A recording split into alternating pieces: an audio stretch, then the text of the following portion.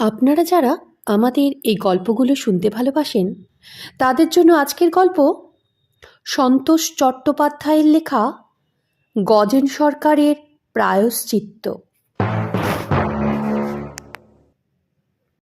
প্রায় সাহেবই বলা চলে গজেন সরকারকে। টকটকে ফর্সা দেহের রং, লম্বা 6 ফিট, দীর্ঘ পেটানো চেহারা, মুখেও চোস্ত ইংরেজি বুলি। সহজেই তাকে সাহেব বলে চালিয়ে দেওয়াই যায়। পেশায় হীরের ব্যবসায়ী, গজেন সরকার অর্থাৎ ডায়মন্ড মার্চেন্ট। প্রচুর পয়সার মালিক। বোম্বাই শহরে অভিজাত পাড়ায় মস্ত সাজানো গোছানো আধুনিক একটা দোকানও আছে তার। গত 20 বছরে হীরের ব্যবসাতে অভাবনীয় উন্নতি করেছে। দেশে বিদেশে প্রচুর সুনাম। ব্যবসায়ী মহল তাকে এক ডাকে চেনে। মাঝে মাঝে বিদেশে তার মাল চালান যায়, আবার আসেও। লক্ষ লক্ষ টাকার কারবার। বিশেষ একটা কাজে দার্জিলিং এসেছেন গজেন সরকার। বেশ বড় একটা অর্ডার পাওয়ার আশা তার। ভালো একটা হোটেলে উঠেছেন। দার্জিলিংয়ে এসেছেন মাত্র গতকাল। পার্টি এখনো এসে পৌঁছায়নি। তারা আসবে নেপাল থেকে। গজেন সরকারের কয়েকদিন আগে আসার কারণ শহরটা সে বেরিয়ে দেখতে চায়। দার্জিলিংয়ে আগে তার আসা হয়নি, এই প্রথম। দার্জিলিং বেশ ভালো লেগে গেল গজেন সরকারের। ঠান্ডা থাকলেও আবহাওয়াটা ভারী চমৎকার ছিল এই কটা দিন। শরীর মন দুটোই চনমন করল তার। সেদিন বিকেলে মেলে এসে দাঁড়িয়েছিলেন তিনি। জায়গাটার ভিড় মন্দ না। নানা জাতের নানা বয়সের লোকের সমাগম। একটু ফাঁকা জায়গায় দাঁড়িয়ে প্রকৃতির শোভাতে মগ্ন হয়ে পড়েছিলেন তিনি। সূর্য অস্ত যাওয়ার বিশেষ দেরি নেই। সামান্য অন্ধকারও নেমে এসেছে ততক্ষণে। আচমকা মুখ ফিরিয়ে তাকাতেই তার মনে হলো খানিকটা দূরে একজন লোক যেন তার দিকেই তাকিয়ে রয়েছে। গজেন সরকার ভালো করে ঘুরে তাকাতেই দেখল লোকটা স্যাট করে কোথাও একটা মিলিয়ে গেল। নিজের অজান্তেই তার শরীরটা একটু কেঁপে উঠল।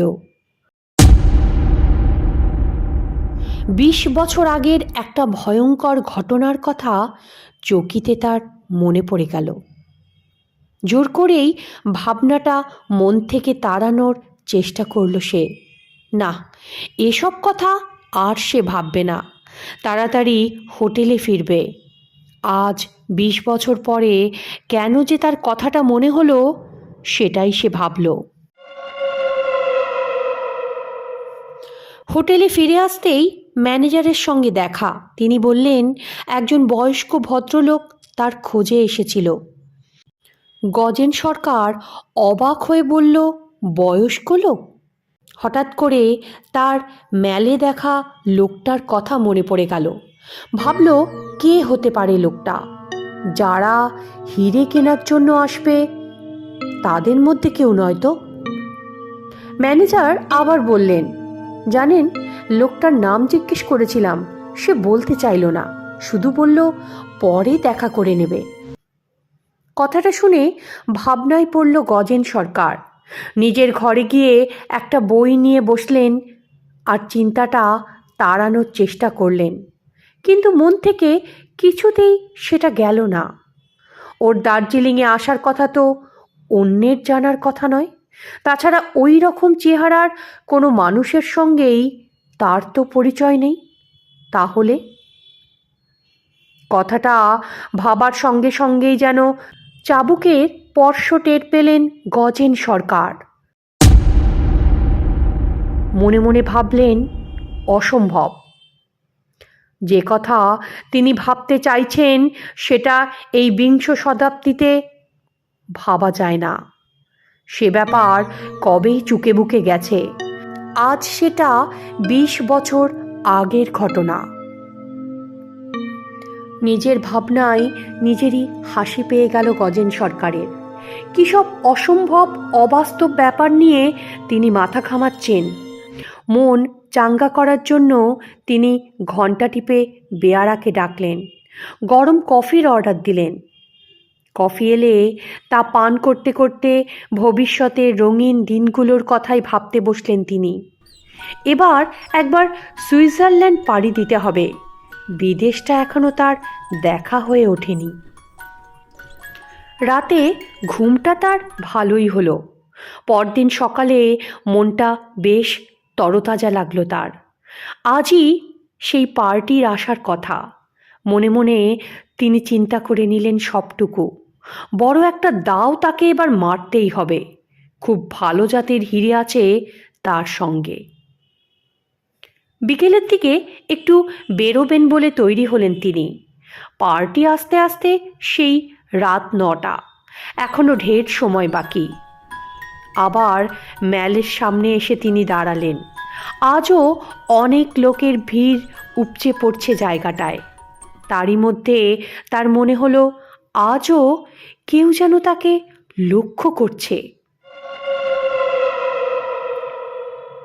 চকিতে চারিদিকে একবার দৃষ্টি বুলিয়ে নিলেন তিনি। পরক্ষণেই তার শরীরটা কেঁপে উঠল। বেশ খানিকটা তফাতে একটা টিলার আড়াল থেকে সেই গতকালের মতোই একটা মুখ স্যাৎ করে সরে গেল। না, এটা কোনো রকম ভুল হতে পারে না। কোনো সন্দেহ নেই মুখখানায় তাকে লক্ষ্য করছিল। কিন্তু পরক্ষণেই মনে মনে ভাবলেন, কে হতে পারে লোকটা? যেই হোক, তার উদ্দেশ্য যে ভালো নয় এটুকু টের পেতে তার দেরি লাগলো না। ঠিক করলেন ব্যাপারটা যাচাই করে দেখবেন। মনে সাহস এনে তিনি টিলার দিকে এগিয়ে চললেন। কতক্ষণ ধরে যে হাঁটছেন খেয়াল ছিল না গজেন সরকারের। ম্যাল ছেড়ে তখন তিনি অনেকটাই দূরে জলা পাহাড়ের রাস্তায় এসে পড়েছেন। হঠাৎ করে পিছন থেকে একজন বলে উঠল, আমাকে খুঁজছেন মিস্টার সরকার? হঠাৎ পাশেই কণ্ঠস্বরটা শুনে চমকে তাকালেন গজেন সরকার। অদ্ভুত চেহারা আর পোশাক পরা একটা লোক। হঠাৎ গজেন সরকার চিৎকার করে উঠল, বলল, কে কে আপনি? কে কে বলুন তো? আগন্তুক বলল, আমাকে মনে নেই মিস্টার সরকার? গজেন সরকার তার দিকে ভালো করে তাকিয়ে বলল, না তো, না, কোনোদিন তো আপনাকে দেখিনি আমি। কি চান বলুন? আগন্তুক বলল, আমি। একটু বসবেন, তবেই তো আপনার সাথে কথা বলা যাবে। গজেন সরকার বলল, না না না, আপনার সঙ্গে আমার কোনো কথা নেই। কথা বলতে বলতে তিনি প্রচণ্ড হাঁপাচ্ছিলেন, কারণ তিনি পাহাড়ের অনেকটা চড়াই পার করে এসেছেন। তিনি চিৎকার করে বললেন, চলে যান আপনি, চলে যান, চলে যান আমার সামনে থেকে, আমি আপনাকে চিনি না। আগন্তুক হঠাৎ ব্যঙ্গাত্মক সুরে বলল, যাব বলে তো আসেনি মিস্টার সরকার। কথা বলতে বলতে লোকটা গজেন সরকারের কাছে এগিয়ে আসলো। আবার বলল,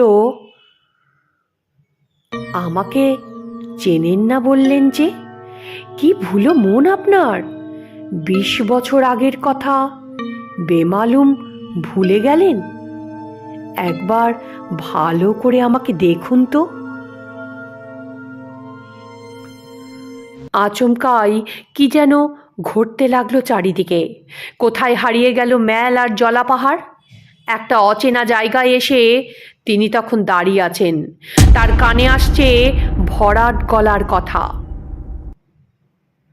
গজেন সরকার 20 বছর আগের সেই রাতের কথাটা ভেবে দেখ, ভেবে দেখ। সিমলা পাহাড়ে এসে দাঁড়িয়েছিল দুজন মানুষ, গজেন সরকার আর তার বন্ধু বিপুল চৌধুরী।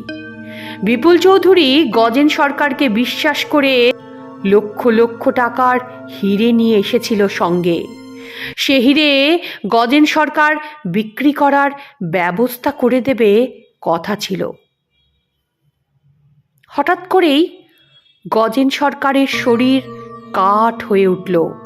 এই ঠান্ডার মধ্যেও তিনি দরদর করে ঘামছেন। তার চোখের সামনে ঠিক সিনেমার মতো সব কিছু ঘটে যাচ্ছে, সব কিছু পাল্টে যাচ্ছে। তিনি আবার সামনে তাকালেন, দেখলেন একটা পাহাড়ি খাদের সামনে দাঁড়িয়ে আছে সেই লোকটা, আর তার পাশে দাঁড়িয়ে আছেন তিনি নিজে। লোকটা আর কেউ নয়, 20 বছর আগের গজেন সরকার। এত দীর্ঘ বছর আগেকার দৃশ্য হলেও চিনতে তার ভুল হলো না এক ফোঁটাও। খানিকক্ষণ বাদে আবার সেই ভরাট গলা শুনতে পেলেন তিনি। তাহলে চিনতে তোমার ভুল হয়নি, কি বলো গজেন সরকার? পাশের লোকটাকে চিনেছ নিশ্চয়ই? হ্যাঁ, আমি বিপুলের কথা বলছি। প্রাণপণ চেষ্টায় নিজেকে স্থির করার অনেক চেষ্টা করল গজেন সরকার। তারপর চিৎকার করে উঠল, বলল, বন্ধ করো, এসব বন্ধ করো। আমি ভয় পাই না, আমি জানি এসব ম্যাজিক, এসব ধাপ্পা। আমি নিজে বিপুল চৌধুরী বলে কাউকে চিনি না। হঠাৎ করে আবার সেই ভরাট গলার আওয়াজ, চেনো না? অথচ 20 বছর আগে তাকে তো চিনতে গজেন সরকার। তাকাও, তোমার সেদিনকার কার্যকলাপ আর বিশ্বাসঘাতকতার দৃশ্য আর একবার দেখে নাও। বিশ্বাসঘাতকতা করে পাহাড়ে টেনে এনেছিলে তুমি বিপুল চৌধুরীকে, তারপর তাকে সাহায্য করবে বলে আশ্বাস দেওয়ার পর পাহাড় থেকে ধাক্কা মেরে অন্ধকার খাদে ফেলে দিয়েছিলে তুমি। তারপর তারই সম্পদ গ্রাস করে আজ তুমি বিরাট ধনী, তাই তো?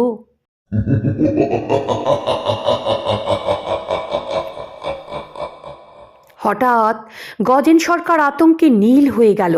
দেখল সামনেই সেই দৃশ্য। 20 বছর আগের গজেন সরকার বিপুল চৌধুরী নামের ওই লোকটাকে এক ধাক্কা মেরে খাদের পাশে ফেলে দিচ্ছে।